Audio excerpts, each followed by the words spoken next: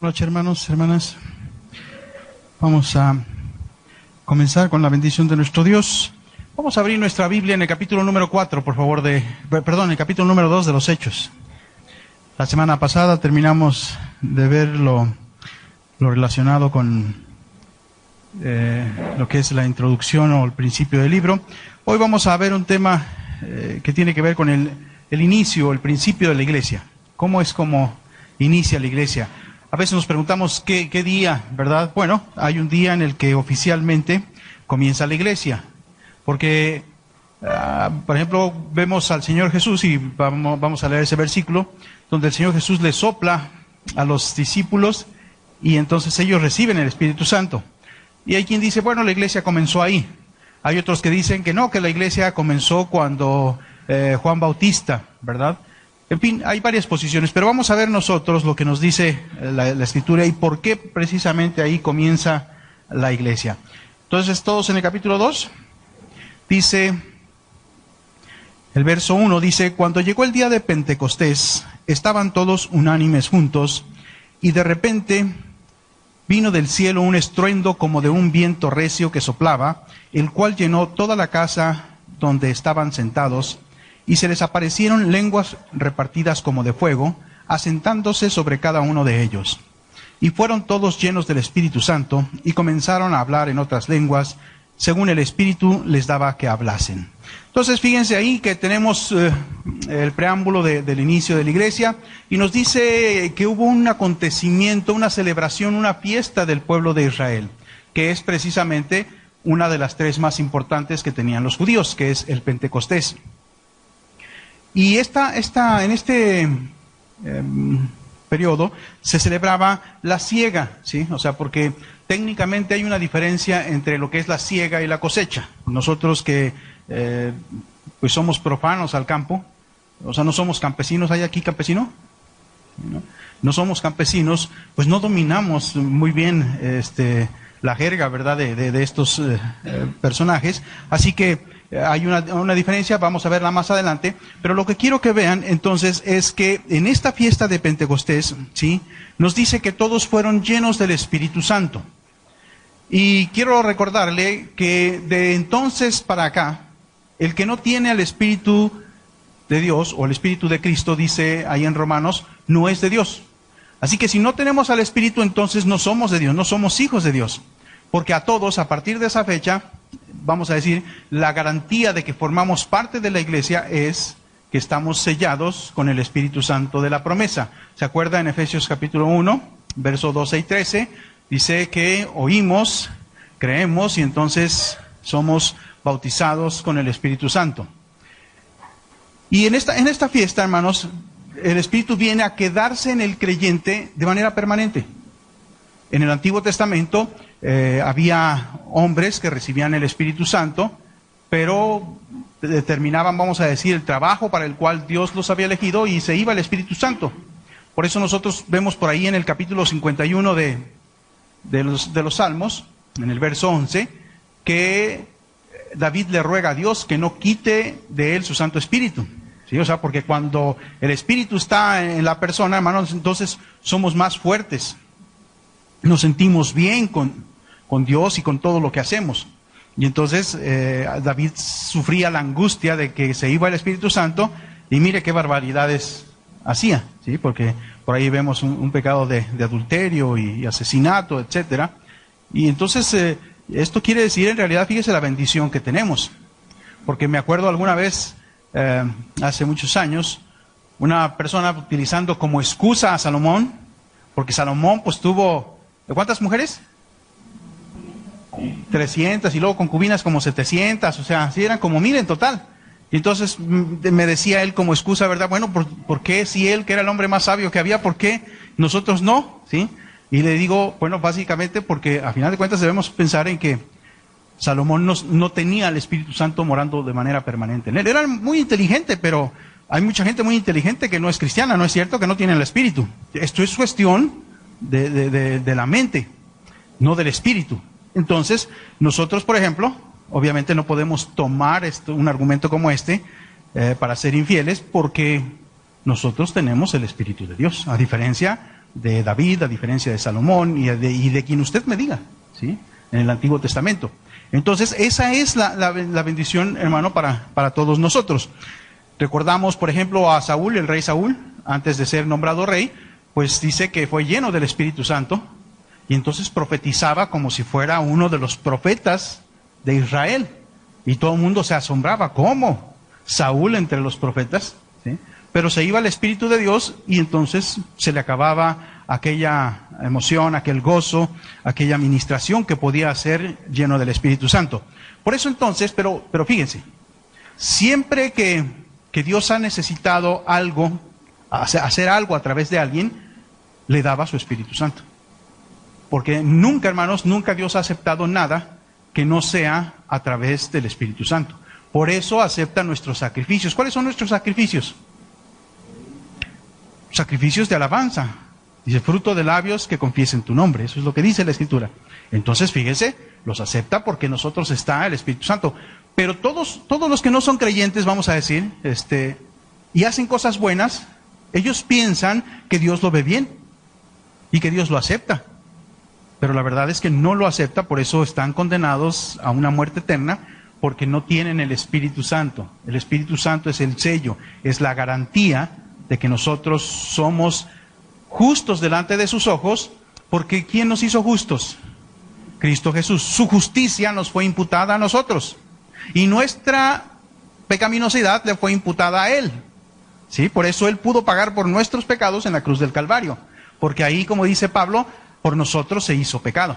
¿Sí? Entonces, esa es la razón, hermanos, de que Dios necesita siempre a los hombres o a las mujeres haber estado en ellos, para que las obras que hagan sean conforme a su voluntad. Por ejemplo, vamos a Éxodo capítulo 31. Libro del Éxodo. Voy a esperar que todos lo tengan ya. 31. Éxodo, ahorita les digo el versículo, hermano. Vamos a comenzar con el 1, es más. ¿Ya lo tienen?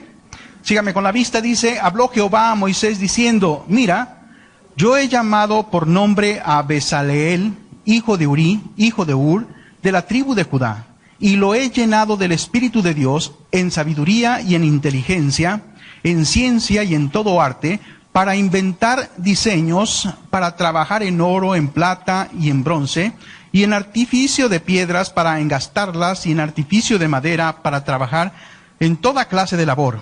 He aquí que yo he puesto con él a Aholiab, hijo de Ahisamac, de la tribu de Dan, que he puesto sabiduría en el ánimo de todo sabio de corazón, para que haga todo lo que te he mandado. Entonces aquí tenemos, hermanos, fíjense, para el trabajo del tabernáculo, no nada más Dios le dio el diseño a Moisés y le dijo, pues ahí tú pones, ¿verdad?, a los que tú consideres que van a hacer bien el trabajo, sino que Él le dijo que Él había capacitado a ciertas personas para que hicieran el trabajo. Y fíjense, a estas personas que capacitó, como leímos ahí, les permitió que inventaran. O sea, ¿vas a hacer un diseño? Ok, hazlo. Pero era obviamente con inteligencia espiritual. O sea, no nada más era porque se le ocurrió a alguien poner una estrellita o una manzana. Eso ya era, un invento que no tenía nada que ver con el espíritu. Por el contrario, todo lo que había en el tabernáculo tiene que ver con la guianza del Espíritu Santo. Entonces, los capacita, así como nos capacita, hermanos, a nosotros para que hagamos su obra. ¿Sí? O sea, nosotros hacemos la obra de Dios, pero no porque otra vez nosotros estamos planeando y pensando cómo le vamos a hacer. Oramos y entonces Dios pone en nuestro corazón lo que vamos a hacer y lo hacemos. ¿Sí? Pero otra vez no es, como decimos por ahí, de mi ronco pecho, yo lo inventé, yo lo pensé, nadie más ha pensado en esto. Por el contrario, cuando yo me he dado cuenta, mira, por ejemplo, Dios pone en mi corazón predicar sobre algo, y luego de repente me doy cuenta que eso se está predicando en distintas iglesias. ¿Qué quiere decir? Que Dios está necesitando en estas iglesias que prediquemos sobre este punto. Así que todo lo que nosotros hacemos, pues otra vez, no es porque nosotros lo queremos. Oramos y el Señor pone en nuestro corazón hacer las cosas, y entonces mal haríamos en no hacerlas, o en hacerlas de manera distinta a como Dios ponga en nuestro corazón, porque entonces Dios no bendice lo que se está haciendo. No tiene ningún valor espiritual. Venga conmigo para que veamos esto que le estoy diciendo, a la segunda carta a los Corintios, por favor, capítulo número 3. Voy a comenzar, fíjese, en el verso 4, dice: y tal confianza tenemos mediante Cristo para con Dios. No que seamos competentes por nosotros mismos, ¿se fija? No es que somos... ¿Haces bien una cosa, hermano o hermana? No creas que es porque tú lo sabes hacer mejor que nadie. Porque aquí dice, no es que seamos competentes por nosotros mismos, sino que nuestra competencia proviene ¿de quién? De Dios. Dice, el cual asimismo nos hizo ministros competentes de un nuevo pacto, no de la letra, sino del Espíritu, porque la letra mata, mas el Espíritu vivifica. ¿Te fijas? Entonces, lo que hacemos bien, hermano, no lo hacemos bien por nosotros, lo hacemos bien porque el Espíritu Santo nos está guiando, y cuando tú te dejas guiar por el Espíritu Santo, entonces las cosas salen de acuerdo a como Dios quiere. ¿Sí? Mira, yo sé que a veces tú has sentido, porque yo digo, o sea, en los cristianos, Dios nos ha impulsado a hacer cosas. Y no sé si te ha tocado, pero has estorbado lo que Dios te dice que hagas. O sea, no lo haces, no te atreves a hacerlo. Y entonces estás estorbando la obra del Espíritu Santo. Sucede muy comúnmente cuando tienes que testificar con alguien. Tú mismo te lo impides, no te tienes confianza, que no debes de tener confianza en ti. Debes de tener confianza en lo que hace el Espíritu Santo. Por eso, hermano, dice la Escritura que tú abras la boca, que confíes. Tú abres la boca, el Espíritu Santo empieza a sacar lo suyo y entonces tú mismo te maravillas o te maravillas, hermana, de lo que dices. Porque hay veces que tú dices cosas, no, si te ha tocado, si no te ha tocado, qué bárbaro. Deberías dejarte guiar por el Espíritu. Porque dices cosas que dices tú, ¿de dónde salió eso? ¿Sí? Lo sacó el Espíritu. El Espíritu estuvo trabajando sobre eso. Sí les he platicado yo de una vez que me hicieron una pregunta muy difícil. Estábamos en un estudio, en una casa, era una mesa de esas que pues yo creo que ya no hay. Una mesa de esas para 12 personas. Y pues estábamos los 12, ¿sí? Que estaban ahí. Y estaba llevando el estudio y entonces un hermano, está todavía en la iglesia, pero en aquel tiempo empezaba. Y es una persona muy dado a la filosofía y conocedor de salud, de ciertas ciencias, en fin. Y entonces ándale que me suelta una pregunta. Y yo empecé a oír la pregunta y yo decía acá dentro de mí, ¿what? Yo, ¿qué está diciendo este vato? Y entonces pues yo le dije a Dios, Señor, yo no sé qué está diciendo. O sea, no le entiendo. Pero le dije, pero yo sé que tú tienes algo que decirle. Y hermanos, en realidad, yo abrí la boca y comencé a decirle. Le contesté su pregunta. Después de que le contesté su pregunta, le pregunté. Le dije, ¿está bien la respuesta? ¿Quedas satisfecho con ella? Y me dijo, sí. Hermanos, yo no me acuerdo qué me preguntó. Mucho menos me acuerdo qué le contesté. Yo quisiera recordar. Y un día le pregunté, le dije, oye, ¿te acuerdas de aquella vez? Y que, sí, pero no me acuerdo qué te pregunté. Dije, debí de haberlo anotado de volada, ¿sí? O sea, porque, fíjate, entonces tenemos que tener confianza, hermanos. A veces no sabemos lo que la gente trae en su corazón. A veces nos sonríe, por ejemplo, como los mexicanos. ¿Cómo estás? Bien. Pero no sabemos qué trae adentro. Y a veces nosotros hablamos, y cuando estamos hablando, ¿te acuerdas que hay una de las manifestaciones del Espíritu Santo que se llama palabra de conocimiento?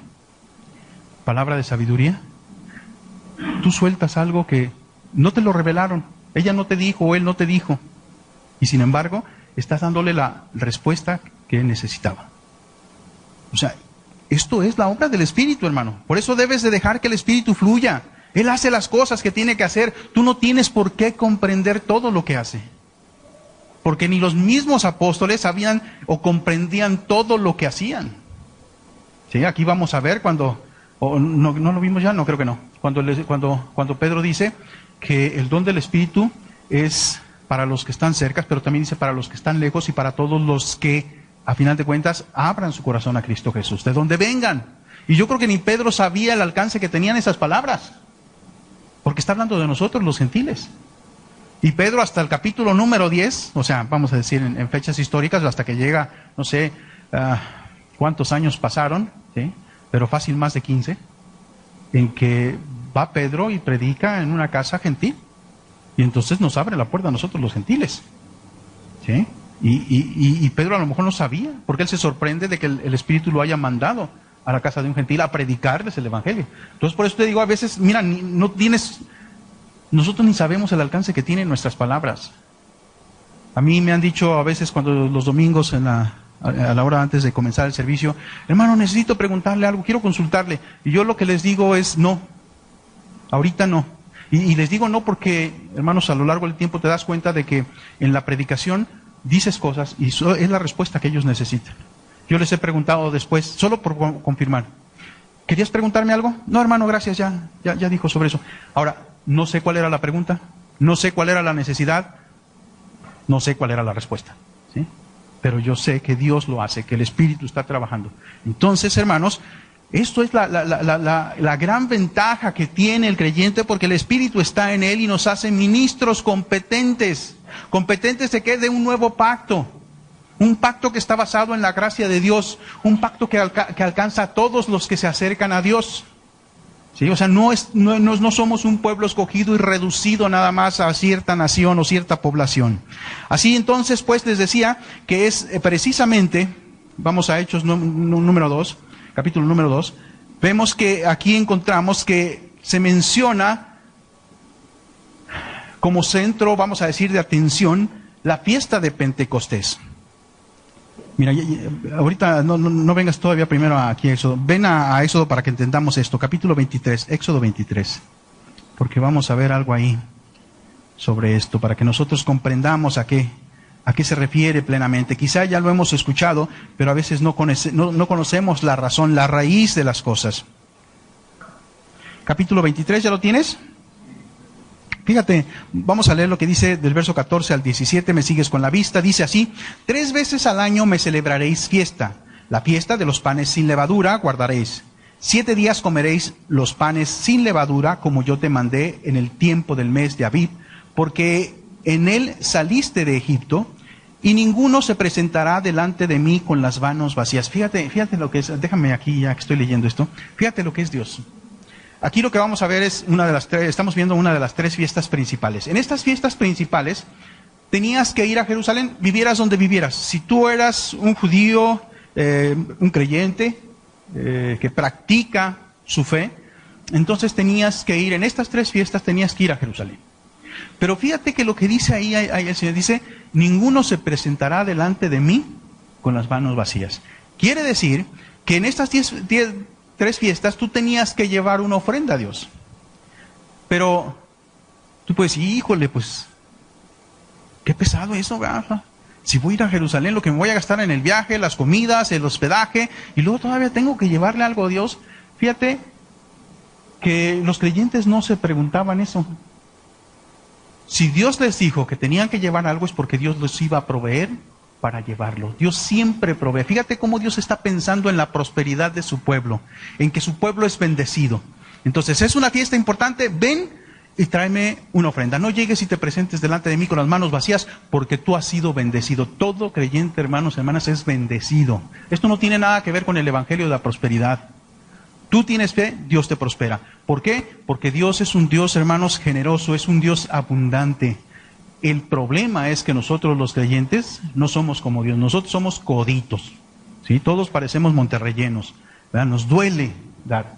Y fíjate cómo Dios está ya previendo que debes de traerle algo porque Él te va a prosperar. Entonces dice ahí el verso 16, dice también la fiesta de la siega, ¿te fijas? Menciona la fiesta de la siega, los primeros frutos de tus labores que hubieres sembrado en el campo, y la fiesta de la cosecha. Entonces aquí menciona 2 tipos de fiestas que tienen que ver con el campo, y una es la siega y otra es la cosecha. Dice, a la salida del año, cuando hayas recogido los frutos de tus labores en el campo. 3 veces en el año se presentará todo varón delante del Señor. Entonces, ¿te fijas? Aquí habla de la siega y habla de la cosecha. Ponle más o menos así en lo que estás escribiendo, diferencia entre siega y cosecha, porque probablemente venga en el examen. Entonces, la siega consiste en recoger el cereal. La siega consiste en recoger el cereal. O sea, hermanos, avena, trigo, cebada, ¿sí? Esto acontecía en los meses de marzo y junio. O sea, estos son los meses en que se levanta la siega. Ahora, ¿qué acontecía en esos meses de marzo-junio? Se celebra la fiesta de la Pascua y los panes sin levadura. Acuérdense que la Pascua es un día y luego 7 días del pan sin levadura, ¿eh? Y la fiesta de las gavillas o Pentecostés. Porque así se van a encontrar a veces en la Escritura que se menciona la fiesta de las gavillas, se refiere a Pentecostés. Ahora, ¿por qué dice la fiesta de las gavillas? Porque son los montones que se hacen del cereal, ¿sí? Y se llevaban a presentar delante del Señor. ¿Sí? Recuerden, los primeros frutos, o sea, los primeros frutos de cereales en este caso, ¿eran para quién? Para Dios. ¿Sí? Entonces, no era que se esperaran a levantar toda la siega, y entonces si les había ido bien, le llevaban a Dios ofrenda. Esto es también un acto de fe. Son los primeros frutos y quiere decir que Dios me va a bendecir. Acuérdense del principio que está en Romanos, en el capítulo, se me hace que es el capítulo 10 u 11, no recuerdo, ahorita donde dice, hay un principio que dice que si nosotros santificamos la primera masa, vamos a decir, entregándosela a Dios, también la masa restante es bendecida. ¿Sí? ¿Sí lo recuerdan? Y si no, lo buscamos. ¿Sí? Ok, entonces, y esto es un principio para todo, hermano. Damos a Dios lo primero y entonces todo lo demás es bendecido. Entre nosotros los cristianos, fíjate, tristemente, seguimos el concepto mundano de, primero, la renta o la hipoteca, ¿verdad? La luz, el gas, la escuela. Primero todos esos gastos. Y al último, lo que sobra es para Dios. Y entonces a Dios le andamos dando lo que nos sobra. ¿Sí? No lo primero, no le tenemos fe. Cuando lo que nosotros recibimos, hermanos, tenemos que apartar la primicia, o sea, lo primero de nuestro ingreso, lo apartamos para Dios, y si lo apartamos para Dios, entonces todo lo que sobra es bendecido. ¿Sí? Y si tú pones en práctica, no sé si tú has puesto en práctica esto, pero ponlo en práctica y tú vas a ver cómo Dios bendice. Cuando yo me acuerdo muy bien, y yo lo enseño esto, porque yo te he dicho, yo enseño porque yo lo he vivido. A mí nadie me lo platicó.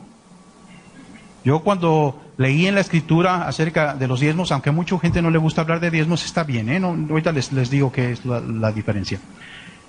Yo vi que la Biblia hablaba de diezmos y entonces yo le dije a Dios, Señor, yo te voy a dar el diezmo de todo lo que gano. Y entonces, hermanos, pues yo estoy con el principio de mi familia, mi matrimonio, etcétera, etcétera. Y yo lo que vi es que llevaba a la iglesia lo que son los diezmos y daba ofrendas. Y entonces el refrigerador estaba lleno. Había fruta en la mesa. O sea, nos alcanzaba muy bien. Y mi esposa lo notó, pues obviamente, porque las mujeres, ¿verdad? Son las primeras que notan que algo está muy bien en casa. Y eso es, hermanos, no porque Dios nos paga, fíjense, es porque Dios nos bendice. ¿Se acuerdan allá en el profeta Malaquías? Cuando Dios, vamos, que yo recuerde, el único lugar en la Biblia que Dios dice pruébame, es cuando dice que traigas los diezmos. ¿Sí? Es la única vez que yo recuerdo que la Biblia dice prueba, porque escúchenme, probar a Dios es pecado. El Señor Jesucristo dijo, no tentarás al Señor tu Dios, o sea, no probarás al Señor tu Dios. Pero es la única excepción, porque nos conoce, hermanos, nosotros sabe que somos bien agarrados con la billetera, ¿sí? Hay veces, yo le digo a la gente, hay veces que la gente los vamos a bautizar, agarran la billetera y la avientan para que no bautizar la billetera junto con ellos, piensan que ya están salvados, ¿sí? No, hermanos, o sea, si Dios nos dice, pruébame, y dice, y abriré las ventanas de los cielos y derramaré bendición hasta que sobreabunde, tampoco pienses que Dios te va a hacer millonario, a lo mejor sí, pero lo que está diciendo es, nunca te va a faltar nada. Cuando tú necesites, y yo, hermanos, a lo largo de mi vida como creyente, he visto que cuando yo he necesitado, ahí está Dios para dar. Ahí está. ¿Cómo llega? No sé, pero llega. ¿Sí? Entonces, pues yo me siento muy bendecido con Dios. Entonces puedo confiar en Dios. ¿Sí? Por eso Dios pedía las primicias. Porque tú le entregabas, o los campesinos le entregaban las primicias, confiando en que todo lo demás iba a ser bendecido. Íbamos a levantar muy buenas cosechas. Por eso no te presentarás delante de mí con las manos vacías. Vas a traer algo. Entonces, vean la bendición que tiene que ver con esta fiesta de Pentecostés, hermanos, que tiene que ver con la siega.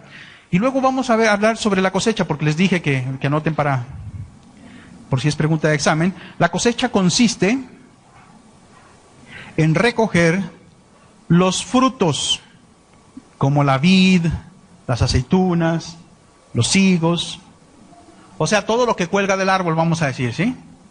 Entonces uno tiene que ver con los productos pegados a la tierra y otro tiene que ver con los frutos que se producen en los árboles. Esta cosecha se levanta en septiembre, octubre y octubre, en estos meses, septiembre y octubre.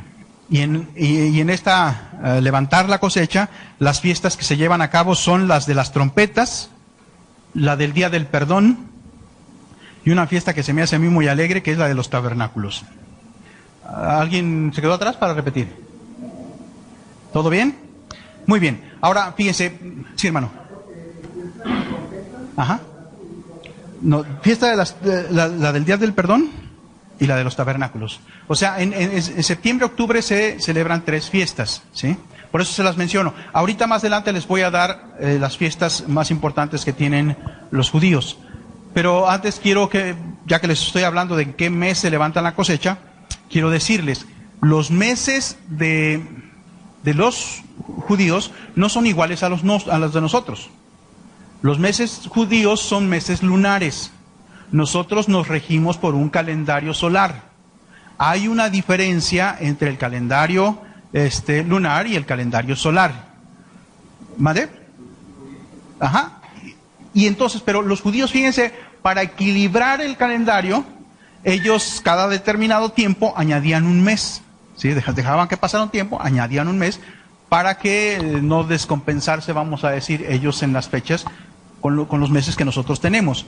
Si nosotros nos fijamos las fechas judías, actualmente creo que vamos cerca del año 6000 con ellos, ¿sí? Y con los chinos creo que vamos cerca del 8000 por ahí, ¿sí? Entonces, esa es la diferencia. Otra diferencia que hay entre ellos y nosotros es que nosotros comenzamos, por ejemplo, octubre, con el día 1, ¿no es cierto? Y termina el día 31, ¿sí? El día de las brujas, ¿sí? Bueno, ellos no. Ellos comienzan sus meses, por ejemplo, en el día 15 de octubre y termina, ¿sí? El día, por decir de esta manera, el día 15 de noviembre. Ellos comienzan entonces en mitad de nuestros meses. Les voy a mencionar primero los meses, ¿sí? Así como suena lo anota, ¿eh? El primero es Tishrei. Bueno, aquí hay ¿Sí me lo entiende así con la voz? Ok, ahí va. Tishrei, SH, ¿sí? Es que están... Heshvan. Sí, acuérdense del sonido Es como si fuera ch, pero no es ch, ¿sí? Como la del chavo, ¿no? Suena más suavecito. Y luego, ¿sí alcanzan a leer hasta ahí? Ese. Sí, yo sé que mis letras no parecen las letras comunes, hermanos. No, un día me criticaron, fíjense qué gachos. Estábamos en una reunión de pastores y entonces me dijeron que pasara yo al pizarrón a anotar algunas cosas y luego dijeron, punto número 1. Y pues yo me aventé. Entonces, ¿qué es eso? Y pues es el 1. O sea, ellos querían que les hiciera así. Yo soy más artístico, hermanos. Entonces sí es una D, a dar. Y luego el otro, esto es una N, ¿eh? N de nunca. Luego, a ver, voy en Shivan, ¿sí, verdad? Parece hasta dios egipcio. Pero es con Z, espérame. Luego, Ab. Está facilito. Ab. Y luego, Elud. A ver, ¿cuántos son? 1, 2, 3, 4, 8, 11. Chanfle, me faltó uno, hermanos. Ya está. El que me falta es enseguida de Kislev, perdón, hermanos, ahí lo corrigen. Es aquí entre va. Ahora sí ya está facilito lo que sigue, el que les voy a decir. Tishrei es septiembre, octubre, porque va del 15 de septiembre al 15 de octubre. Tishrei. Y luego Heshvan es de octubre a noviembre, del 15 al 15, acuérdense. Kislev es noviembre, diciembre. Tevet es diciembre, enero. Shevat es enero, febrero. Adar es febrero, marzo. Nisan es marzo, abril.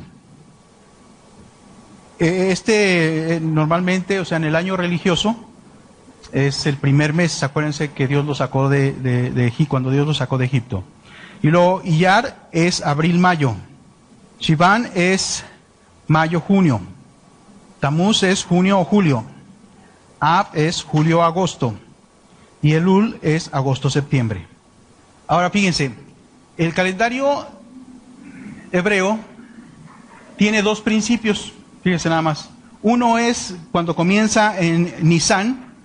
En Nisan comienza el año religioso, o sea, las fiestas tienen que ver con ese año, ¿sí?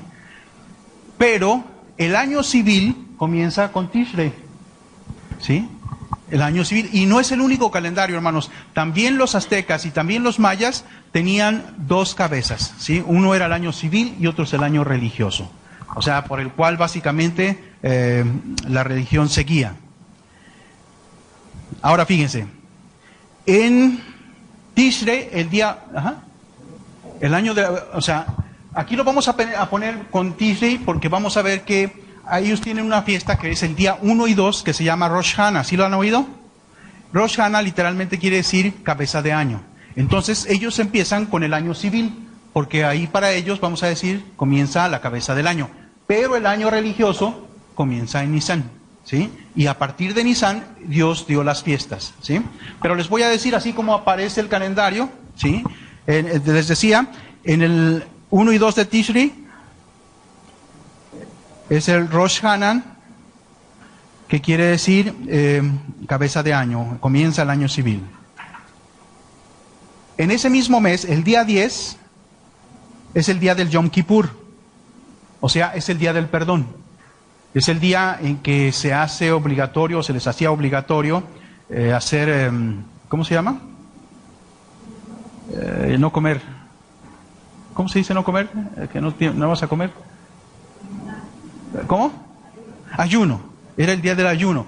Y de hecho, si ustedes se acuerdan, en el 60 y tantos, Israel fue atacado por Egipto en ese día, porque Egipto sabía que todos los judíos estaban en ayuno, estaban metidos en las cosas de Dios, vamos a decir, y que no se iban a prevenir del ataque.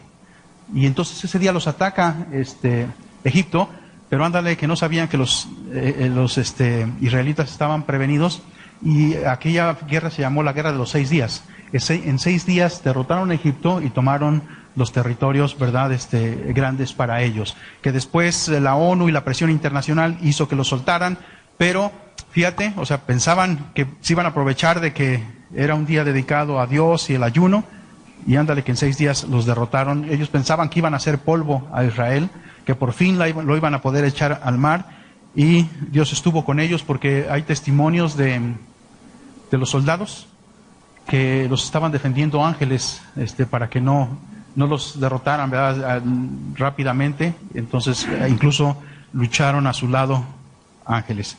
Muy bien, en el día 15 de ese mismo mes es la fiesta de los tabernáculos. Y yo le decía que esta fiesta, a mí se me hace que es una fiesta muy alegre, porque todo el mundo se sale de habitar sus casas y construyen tabernáculos, o sea, como los que ellos construían en el desierto, con palitos, con palmas, en fin, y todos en esas fiestas que duran 7 días, todos están fuera de sus casas y están en tabernáculos. Ahora ya, por ejemplo, actualmente, pues ya no es tanto así de que con palitos, ¿no?, sino que ya los judíos tienen sus casas de madera, o sea, ya casitas de madera, o sea, bien diseñadas, sí, o sea, y a veces ya ni siquiera las ponen afuera, como antes era, en Jerusalén tenía que estar afuera, ya es adentro de sus casas, en el patio, en fin, pero yo digo que era muy bonita, porque imagínense, todo el mundo nosotros allá afuera, ¿sí? Entonces no hay tele, ¿sí? Pues nos poníamos ¿a qué? A platicar, a convivir, a conocer a los demás. Entonces era muy padre esa fiesta, porque no sé si a ustedes les tocó, a ustedes, yo veo que el más viejo de aquí soy yo, ¿no les tocó cuando aquí en Guadalajara hubo apagones? O sea, ya estaban programados esos apagones. ¿No les tocó a nadie? Pues hubo un tiempo en que aquí en Guadalajara se hacía eso, porque no tenía Chapala suficiente agua, y que no había luz, y que tenían que racionarla. Y pues al principio todos renegamos, pero ya cuando nos dijeron que ya no iba a haber apagones, pues ya mejor queríamos que hubiera apagones, porque todos nos salíamos a la calle. Toda la bola de chismosos ahí con los vecinos, y plática y plática. Se la pasaba uno muy padre, y la convivencia es padre. Bueno, pues así era aquel tiempo de los tabernáculos. ¿Levantaste la mano, hermano? Sí, es la de los tabernáculos, las casitas, las enramadas, las que sean en el desierto, que les digo, ahora ya no, ya están pues muy acondicionadas, ya están todo preparado. Muy bien. Luego enseguida venía el mes de Kislev, se celebra el Hanukkah. Es la fiesta de las luces. Ahora, se le llama la fiesta de las luces, hermanos, porque recordemos que en el periodo que se llama, o que llamamos nosotros de silencio, cuando Dios no habló, Dios no dio revelación, esto no quiere decir que Dios no estuvo actuando. Viene Antíoco Epífanes, ¿verdad? Y trata de aniquilar la religión judía, y entonces profana el templo.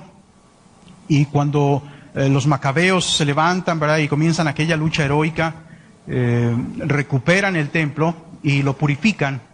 Y entonces necesitan luz, porque lo van a purificar en 7 días.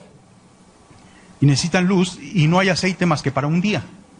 Y pusieron el aceite, prendieron la luz, y la luz les duró milagrosamente 7 días. Y entonces también se le llama la fiesta de las luces. Atención, esta fiesta es en lo que más o menos nosotros celebramos el nacimiento del Señor Jesús. O sea, la venida de la luz a la tierra, sí, nos celebramos. Y yo sé que hay cristianos que somos bien complicados, hombre. Por ejemplo, no quieren celebrar Navidad, ¿sí? Que porque es pagano, dicen. Y yo lo que les digo a los hermanos, ¿saben qué? Pues díganle que no celebran Navidad, ustedes celebran Hanukkah, ¿sí? O sea, porque a fin de cuentas es la venida de la luz a la tierra.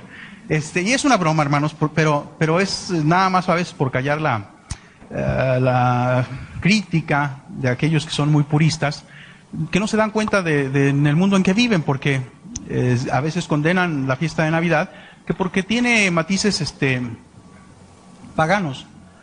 ¿Cuántos de aquí celebran Navidad? Levanten su mano, y que no les dé vergüenza. Bajen la mano. ¿Tú celebras el nacimiento del sol? ¿Tú celebras a Saturno en esos días? No, ¿verdad? ¿A quién celebras? Al Señor Jesús, ¿sí? Ah, bueno, entonces no importa que en esa fecha se haya celebrado el nacimiento del sol, también las fiestas saturninas, en fin, todas estas cosas, no importa, nosotros no estamos celebrando eso, ¿sí? Nosotros estamos celebrando a Cristo Jesús. Y cualquier día, a final de cuentas, es bueno para celebrar a Cristo Jesús. Por ejemplo, cada que tú te reúnes en la iglesia, por ejemplo, sobre todo los domingos, quiero que sepas que lo que estás celebrando es la resurrección de Cristo Jesús. Por eso nos comenzamos a reunir los cristianos en el primer día de la semana. Porque Cristo resucitó el primer día de la semana. Y tú puedes ver en la Escritura que los cristianos se comenzaron a reunir en el primer día de la semana. Entonces celebramos a Cristo Jesús. Que si domingo, que es una palabra pagana precisamente, y que tiene que ver con una deidad romana, pues a mí no me interesa, o sea, porque si no nunca celebraríamos nada, ¿verdad? Porque siempre un día es para todos. Si tú te fijas, todos los meses todos los días de la semana tienen que ver con algo de los dioses romanos, o sea. Entonces, nunca celebraríamos nada. Cuidado con esas personas, hermanos, no se dejen convencer. O sea, yo sé que tienen sus argumentos, pero sus argumentos chocan cuando tú dices, es que yo celebro a Cristo Jesús. Yo no estoy celebrando eso. Porque hay quien te condena porque vas al cine, hay quien te condena porque oyes música, hay quien te condena por cómo te vistes, ¿sí? Entonces, fíjate, o sea, yo digo, eso es absurdo, hermanos, porque quienes nos condenan, mira, ¿no te he platicado yo de mi fajo? No de este. Una vez fui a la tienda de ropa y me encontré un fajo muy padre que me gustó. Sí, delgadito, fíjate, yo normalmente no uso fajos delgados. Y ese me gustó porque estaba delgadito y tenía en la hebilla la medusa. ¿Sí sabes quién es? Sí, y la medusa es usada por uno de los ¿cómo se dicen? Esos de la moda. ¿Cómo se llamaba? Versace, ¿verdad? Entonces, yo no supe eso. Yo vi el fajo y lo compré. Y un día lo traía puesto. Y me lo ve un hermano y ¡ah! Jesús mordió a José. Mira, traes un demonio en el fajo. ¿Cómo puede ser posible? Tú que eres un creyente. ¿Cómo que un demonio? Sí, mira, la medusa es un demonio. Y que dije, no, hermano, espérate, mira, yo compré este fajo y yo le di gracias a Dios porque me dio para comprarlo. ¿Sí? Y yo no me siento endemoniado. ¿Sí? ¿Sí? Ni siento que me está estorbando el demonio para nada, porque con este fajo voy y predico. O sea, entonces, cuidado, o sea, ¿sí? Porque esa gente, pues deberías andar tú con túnicas. Porque si vas a andar como el Señor Jesús, pues el Señor Jesús traía una túnica, vístete así. ¿Sí? No uses zapatos, porque el Señor Jesús no traía zapatos. ¿Sí? Entonces, ¿se fijan, hermanos, hasta dónde podemos llevar esto? Te critican el fajo. A ver, ¿tú sabes quién te fabricó la ropa? A ver, si es mexicana, a lo mejor era un católico o un marista, ¿sí? Y tú ni sabes, ¿sí? ¿Sí? A lo mejor los frijolitos que te comes todos los días los cosechó y un cuate que le dedicó la cosecha a la Santa Virgen María, ¿sí? A la Virgen de Guadalupe, y tú te los comes. Entonces, o sea, con eso les quiero decir, hermanos, abusados, ¿verdad? No seamos exagerados, ¿sí? O sea, Dios no nos pide que vivamos como vivieron en aquel tiempo. Lo que nos pide es que nuestra vida sea entregada a Él. Lo que te pongas es porque Dios te bendijo y te lo pudiste comprar, ¿sí? Entonces, cuidado con esas cosas. Pero yo, ¿por qué me vine hasta acá, hermanos? Estábamos hablando de las fiestas de Antíoco, ¿eh? Bueno, entonces, en el mes de Adar, en el día 14, se celebra la fiesta del Purim. Esta fiesta, hermanos, tiene que ver con el libro de Esther. ¿Se acuerdan cuando el rey Asuero da el permiso de que se aniquile a todos los judíos? Iban a ser todos porque en ese tiempo pues ellos dominaban, era su imperio el que dominaba todo aquel territorio. Y entonces, donde quiera que hubiera un judío, Purim, P-U-R-I-M, Purim, como si fuera Purim, pero con M, Purim, Purim, ajá, en el mes de Adar, ¿sí? A ver si fue en el mes de Adar.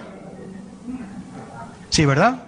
Mes de Adar, el día 14 comenzaba. Ahora, fíjense, como celebración de que el pueblo no fue aniquilado en ese tiempo, se hizo una fiesta. Esta es la fiesta del Purim.